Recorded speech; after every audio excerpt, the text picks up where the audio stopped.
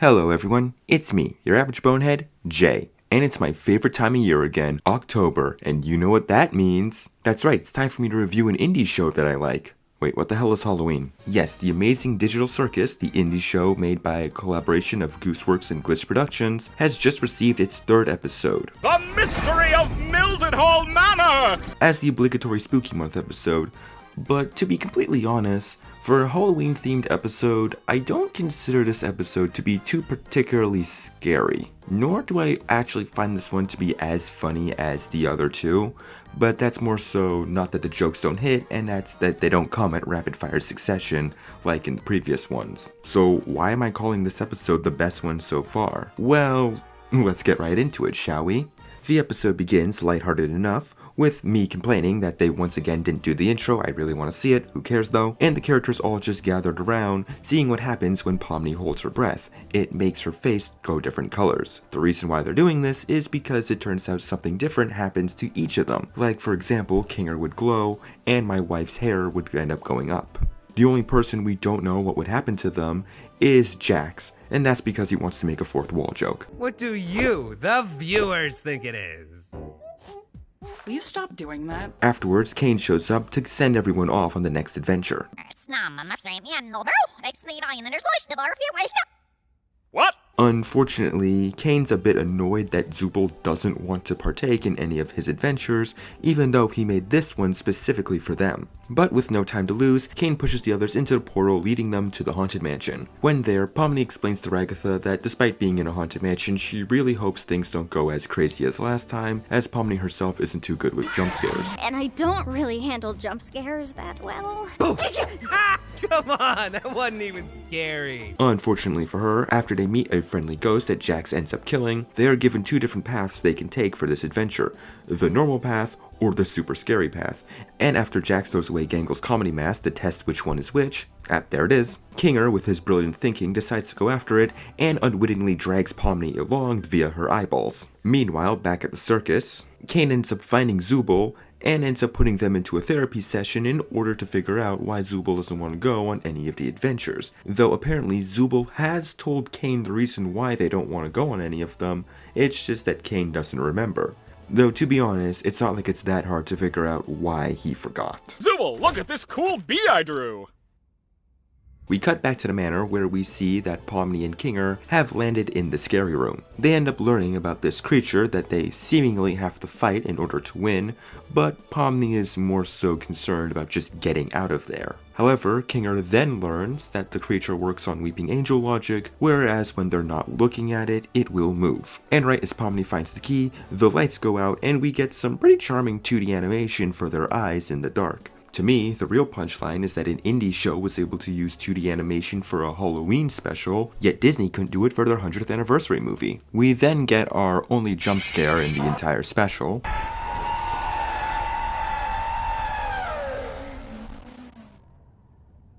I'm sorry, could you speak up? I couldn't quite make that out. Again, for a Halloween special, this isn't particularly scary, but then also again, that's not really a problem with this episode. While Pomni panics and tries to get the dumbwaiter door open so they can escape, Kinger ends up seeing something inside of the monster. You look beautiful, honey. But Pomni pulls him away, and the two of them unfortunately head down instead of up. Why are we going up? Back with Zubal and Kane, Kane is still trying to figure out what Zubal actually wants. Zubal finally reveals that it's not the adventures that's the problem, it's themselves. Literally, they don't like their own body and can't find any pieces that feel right for them. And that's why Kane did not remember this problem, because in his mind he already solved it by giving Zubal a bunch of pieces so that they can mix and match all the time, which is why Zubal is usually seen with different parts every episode. And I really like this little subplot for what it represents. Zubal is a good representation for people who don't really feel comfortable with their bodies.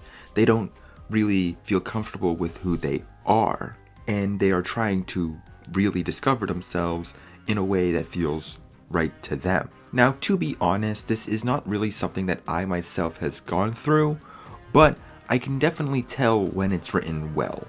And this is one of those times. And this is why, on a side note, Despite being classified as a dark comedy, I don't really consider The Amazing Digital Circus to be such. To me, I see this series more as a character study, or character skeleton. I'm comedic. As we see how each of these characters go through, well, all these horrific types of traumas, as Zubal says it best themselves in this very episode. Ragatha's just too nice to say anything. Jax just likes to fuck with everybody. Gangle's too shy to speak up. Kinger's insane. And Pomni, she looks traumatized every time she comes back from one. My point is further proven when Zubal points out that no one really likes Kane's adventures, which causes him to almost break down. That'd be...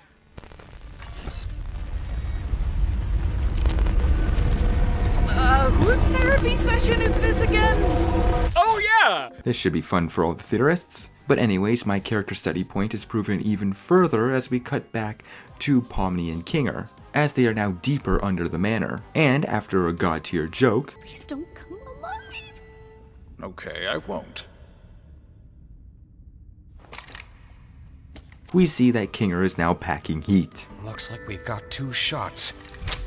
Let's make them count. They end up fighting back against the creature, but upon killing it, it's revealed that it was actually an angel, and by doing that, they are immediately sent to hell. They realize that the only way out is through the souls of the damned, but when Pomni tried to just run through it, the souls managed to possess her. Kinger ends up saving Pomni, and when she starts freaking out, Kinger ends up calming her down. And then Pomni finally notes that Kinger seemed to have just locked in ever since they started going deeper and deeper down. And that's because whenever they're in the dark, Kinger's memories start coming back to him. He starts making sense again. And this is all because years ago, when his wife abstracted, they were both in the dark pillow fort together. And even though she was in that state, she was able to be calm there. And it's one of the last major memories that Kinger has. And anytime he's shrouded in darkness, he remembers this moment and a few others as well. This retroactively makes every random Kinger moment where we see him hiding in a pillow fort or having a bucket on his head make all the more sense now. It really does help prove that once again this show is just a big character study, and I love it. But on top of that, Kinger also says this very important line. Good memories can do a lot. Hold on to them. And cherish the people around you.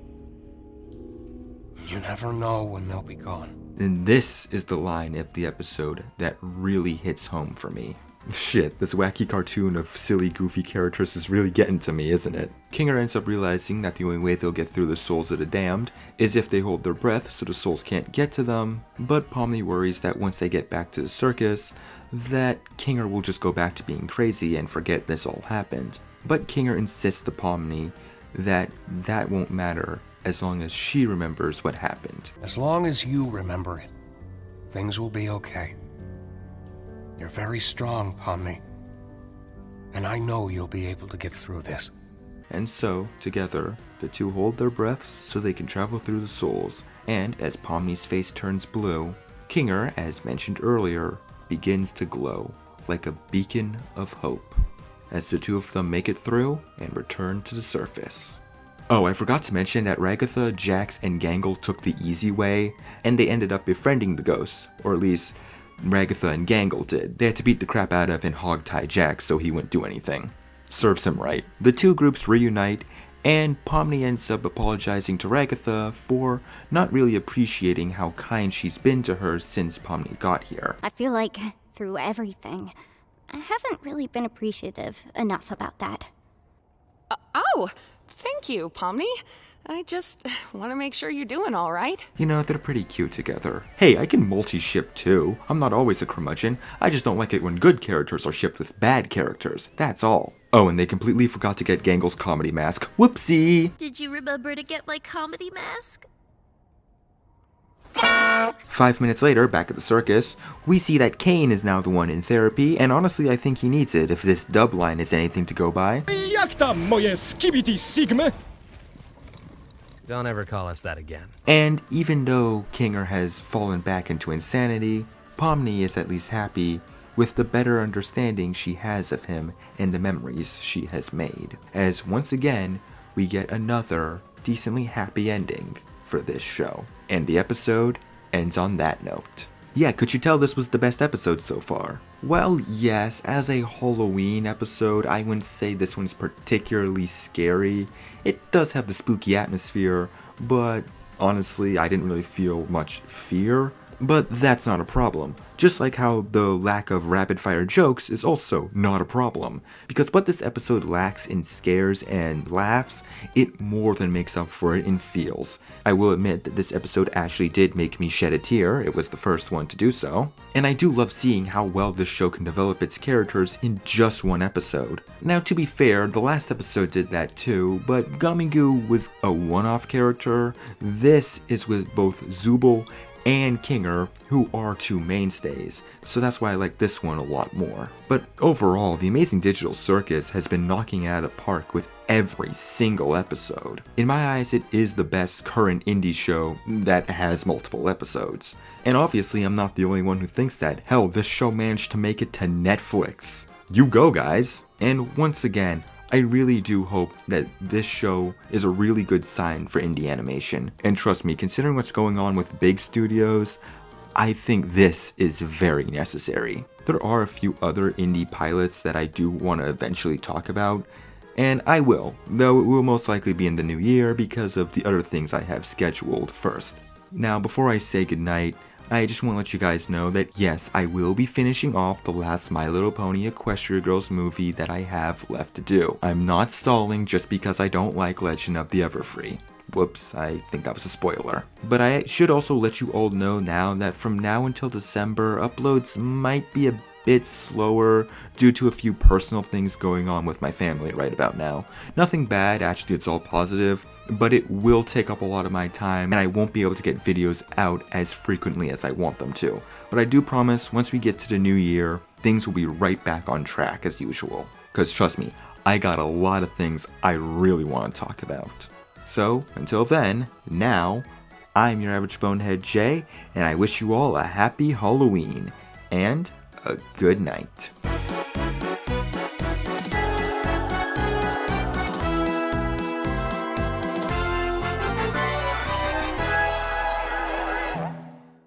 Oh, you're still here. Well, since you stuck around for this long, you might as well like and subscribe, comment if you're feeling really daring. And while you're at it, you might as well follow me on Twitter and Instagram at jayskeletyn. Links down below. And if you just want to see more, you can check out the playlists or look at my last video. Now, thanks for watching, and if you need me, I'm going back to bed